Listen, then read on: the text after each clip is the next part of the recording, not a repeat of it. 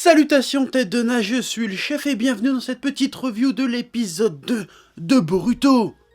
Et comme d'habitude je vais spoiler, oui je le rappelle à chaque fois, mais je fais ce que je veux. Voilà, oui.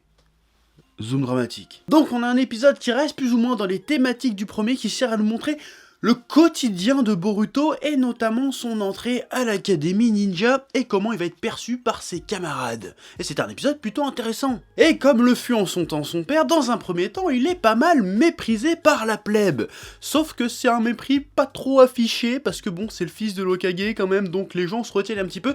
Sauf le gamin de Ino et de Sai, je sais plus comment il s'appelle et je m'en bats les couilles, qui lui dit clairement ouais je suis désolé mais t'es qu'un pistonné et je t'emmerde. Avec un petit sourire narquois comme il sait bien le faire.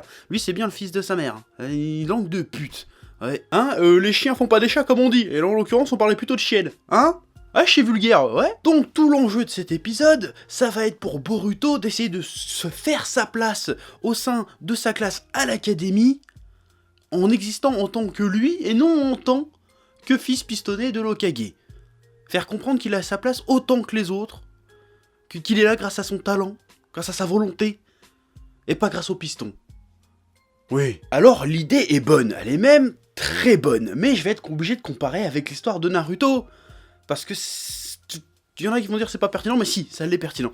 Naruto c'était un paria, de base, mais c'était un paria comme on aurait tous pu être un paria, à un moment donné de notre scolarité, de notre vie, donc on pouvait s'identifier au problème de Naruto. Alors que s'identifier au problème de Boruto, c'est un peu plus compliqué. Parce que, à moins que t'es le fils d'un ministre ou je sais pas quoi, c'est pas évident de te dire ah ouais, pareil, c'est pas facile de grandir dans l'ombre de son père ou de ses parents. Voilà. Je trouve que c'est un peu... Bon, c'est bien vu parce que il y a le côté universel qu'on a tous des conflits avec nos figures paternelles, maternelles, d'accord ? Mais là, je trouve que c'est pas... C'est un peu moins universel que pouvaient l'être les problèmes de Naruto, qui était vraiment, lui, un véritable paria qui est détesté de tous, haï de tous, or que là, le Boruto, il est plus jalousé de tous, ce qui est complètement différent. Et ça me pose un petit problème, parce que vu comment c'est fait depuis ces deux premiers épisodes, et même dans le film, j'ai l'impression qu'on essaye de nous re-raconter l'histoire de Naruto, mais sans les facteurs qui font que l'histoire de Naruto pouvait parler à tout le monde, si tu vois ce que je veux dire. Parce que les problématiques sont pas du tout les mêmes, mais le traitement est le même. Et je trouve que ça marche pas forcément, si tu vois ce que je veux dire. Parce que des fois je suis trop intelligent, je pars dans des délires, voilà, bon je vous traite pas de con, mais... Bon après il se démarque pas mal de son père dans le sens où il a déjà compris ce qui faisait qu'un ninja, un shinobi était un shinobi. Notamment on le voit quand il se bat contre le grand gaillard, le balèze de la classe qui a redoublé 3 fois. D'ailleurs, ça met une putain d'incohérence là-dedans, on va en reparler après. Bon, il dit oui, tu sais, c'est pas que la force qui compte pour être un bon shinobi, c'est aussi de travailler en équipe, c'est aussi de penser aux autres, c'est pas que être tout seul, il faut savoir apprendre et faire preuve d'humilité. Bon, ça c'est un truc que Naruto a mis pas mal de temps à piger, notamment quand on voyait l'épreuve... de l'équipe 7 face à Kakashi. D'ailleurs, il y a même eu un petit clin d'œil, quand il a fait l'enchaînement de Sasuke contre le mec, tout le monde l'avait repéré. Est-ce que c'est pour faire un parallèle, une fois de plus, entre Boruto et Sasuke ? Certainement. J'espère juste qu'ils vont pas prendre le même traitement, parce que ça serait casse-couille. J'en ai déjà parlé dans la revue précédente. Mais en tout cas, c'était pas mal vu, pas mal compté, le combat était cool. Voilà. Bref, on va revenir un peu sur le méchant de cet épisode. J'ai oublié comment il s'appelle, le grand gaillard, là, on s'en fout. Bon bref, j'étais content que c'était pas un enfant d'eux. Pour une fois, mettre des nouveaux personnages qui sont pas forcément issus de la génération précédente de personnages. Ça, c'est bien, c'est pas mal. Mais bon, le gars, on est bien d'accord qu'il a redoublé plusieurs fois. Il est clairement plus âgé que les autres. Alors pourquoi Naruto, qui a raté l'examen d'entrée 3 fois, n'est pas plus vieux que les autres ? Voilà, parce que j'avais parlé dans mes 8 trucs débiles dans Naruto, et les gens font oui, mais non, il y a une explication. Alors pourquoi lui, il est plus vieux que les autres, et Naruto n'était pas plus vieux que les autres ?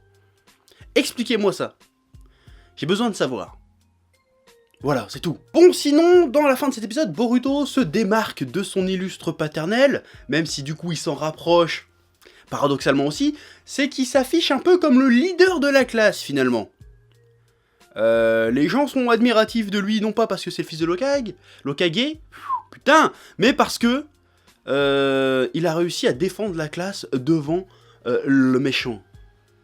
Et notamment le faire rentrer dans le rang aussi, parce qu'à la fin il vient en cours, fait oui, je viens m'entraîner pour devenir un ninja. Voilà. Donc, ça c'est cool, parce que Naruto n'a jamais été un leader. Ça a toujours été le cancre, même quand il a prouvé sa valeur, ça restait le cancre du machin, ça restait le rigolo. Mais c'est devenu, par plus tard, un leader, puisque c'est devenu l'Hokage du village.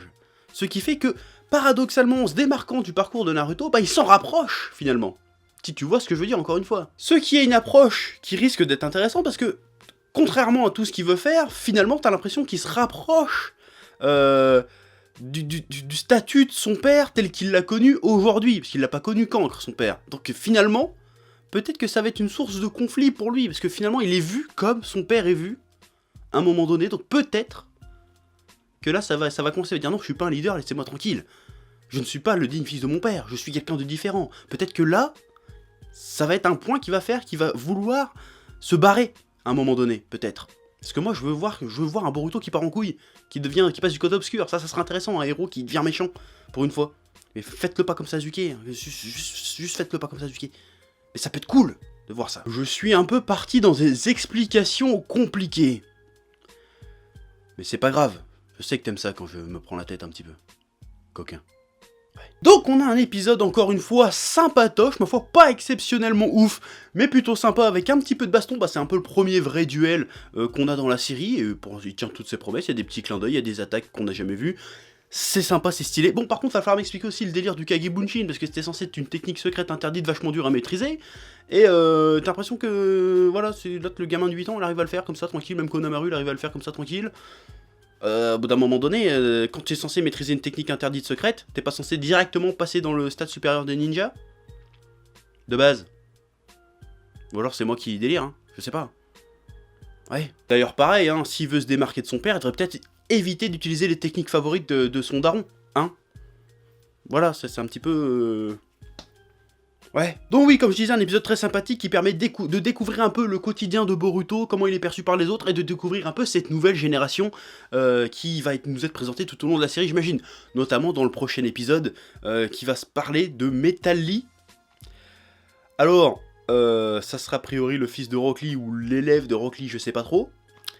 Mais on va m'expliquer son blaze. Rock Lee, bon d'accord, parce que Rock a les fruits, ça passe, tu vois. Metal Lee.